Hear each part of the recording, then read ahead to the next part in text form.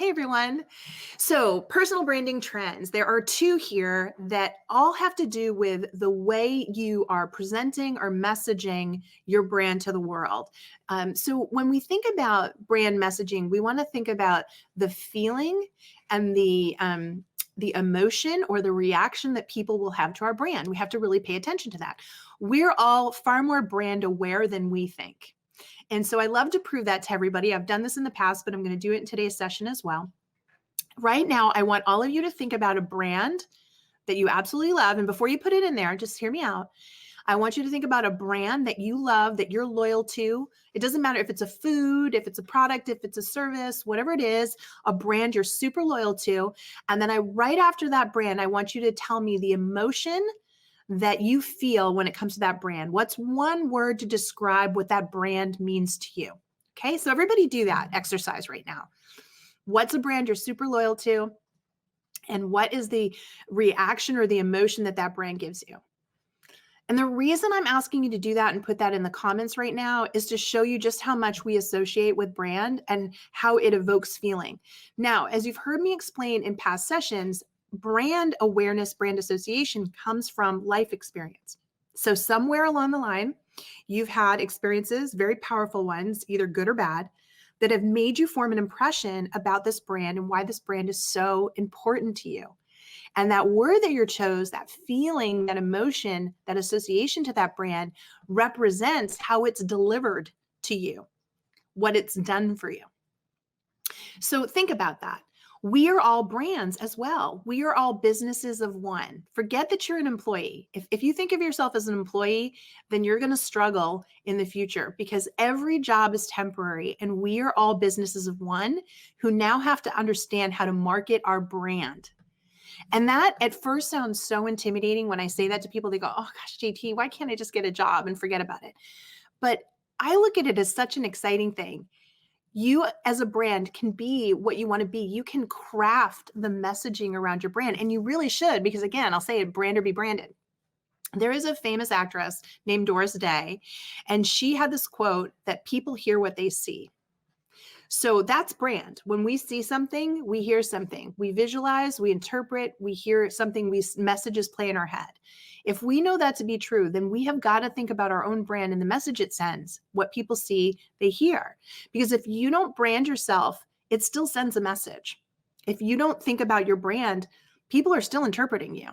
They're just interpreting what they see or what they don't see, what they hear, what they don't hear.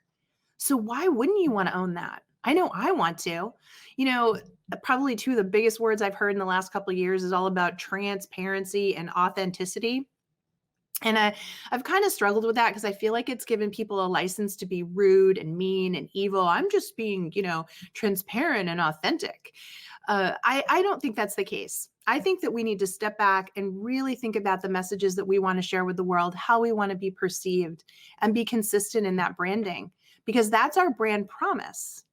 That's what people are associating with our brand and what they're going to get from it. And I think that's such a valuable thing. And so many people are wasting it. They're not using it properly. So that being said, you now have to think about something called brand trends.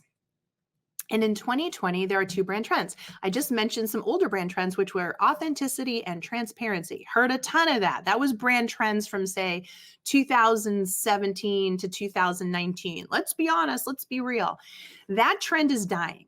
Now, I'm not saying that it's going to swing back and everybody's going to lie or be, not, insincere or not transparent or not authentic. What they're doing is saying, I can be real, but I can do that in a way that makes me proud and that sends a message that I'm comfortable with. And so there are two trends that are going to become huge this year in 2020 and beyond in this space when it comes to branding yourself. The first trend is displaying emotional intelligence. Now, how many of you know what emotional intelligence is? If you don't, you probably haven't been on LinkedIn as much as some of us, because there are so many emotional intelligence experts here sharing a lot of information, data, and resources around that. I'll tell you, there are some that I feel are better than others. There are people that have been studying this for a really long time and sharing some valuable information. In fact, one of my most favorite people that you will see in here, I will share links later. He's a psychologist who references emotional intelligence a lot. He hasn't studied it, specifically, but he does reference a lot of it, and how important it is these days. Emotional intelligence is you being self-aware enough to know how others are feeling around you and being sensitive enough to choose your words wisely. So emotional intelligence has a very high level of empathy. And what you share on social media and how you brand yourself should show empathy. This whole overconfident, tell it like it is, I'm the best, is really not working these days. And it shows a complete lack of empathy. Also, a high level of criticism shows a lack of empathy. A high level of stress shows a lack of empathy. In fact, that's just a fact. When human beings are stressed, their ability to be have empathy actually goes out the window because you're in fight or flight. So if you're a stressful person and you give off a stressful energy, you need to know that you're giving off the impression that you are actually not an empathetic person.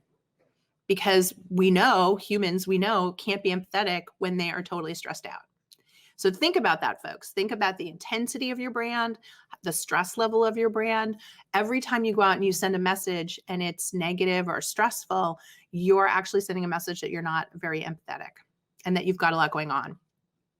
But just empathy in general, emotional, reading the room, right? Thinking twice about a statement that you're saying and going, okay, who's going to react to this? Before I just put this out here and have somebody get angry, who's going to react? Now, I'm not saying that you can have a perfect brand that somebody isn't going to negatively react to. I also don't think that you have to temper if you really feel strongly about something. I'm not suggesting that you temper that because you don't want people reacting. I'm just saying that there are levels of intensity in which you can send a message and the reaction that you get for that. And so having that emotional intelligence, taking a step back before you just put something out there, just post it without thinking, really analyzing and going, do I even want to post this? And if I do, how's it going to be interpreted? Is it going to be interpreted as stressed out? Is it going to be interpreted as angry, intense? Is that the message that I want to send? Because emotional intelligence is the on-trend thing to be thinking about these days. We need more of it. People are really drawn to it because it feels good. It feels safe. It feels like, okay, this person is not over the top right now. They're in control. I can listen to them. All right. So that's the first trend. The second trend that is going to be huge, and if you are an executive in particular, right? If you're somebody that's climbing the ladder and looking for a leadership role or an executive position, this is doubly, maybe triply important for you. And that is intellectual humility. Intellectual humility. I will say this 100 times this year because this is a big one. When you act intellectually superior, it is such a turnoff right now. People can read right through it. And the funny thing is that a lot of people don't realize, they think they're being funny. And they do humor where they're calling something out, they're making fun of a trend, or they're annoyed with this or that, and they try to be funny about it. And that kind of humor actually sends the message that you think you're intellectually superior. And while you may get a laugh or two, and people might say, good one, I can't believe you did that. That's so funny. You're saying what everybody else is thinking. That's fine if you want to be that person, but understand something. Intellectual superiority works against you later on because nobody wants to refer or help somebody get hired who acts cocky, who tries to be the funny person all the time, who is edgy, right? Because you're afraid they're a loose cannon. You're afraid they're going to do that in the job and all of a sudden there's going to be a lawsuit. We live in a time right now where people are really sensitive to that sort of stuff. So the higher you climb in your career, the more intellectual humility you have to have. Now, I'm not saying don't share your opinions, because you do need to share your values and your opinions in order for people to understand who you are. What I'm saying is you need to check them and make sure that you are not acting intellectually superior than somebody else with your statements. Okay. And the best way to know that is, are you putting someone else down?